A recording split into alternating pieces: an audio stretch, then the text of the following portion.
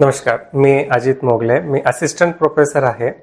काही दिवसापूर्वी माझ्या आईच्या डोळ्यात दृष्टी दिसायची थोडीशी कमी झाली होती आणि थोडासा डोळ्यामध्ये लाली येणे, आणखीन डोळ्यात असं काहीतरी टोचल्यासारखं होणं हा प्रकार चालू होता. मग सौरभ डॉक्टरांशी अपॉइंटमेंट घेऊन त्यांच्याशी दाखवलं त्यांना. मग डॉक्टर म्हणले की मोतीबिंदू आहे प्लस डोळ्यामध्ये इन्फेक्शन आहे.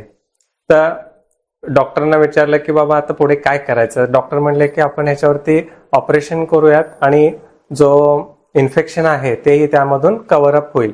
डॉक्टरांकडून ऑपरेशन करून घेतलं. आता ऑपरेशन करून 15 दिवस झाले.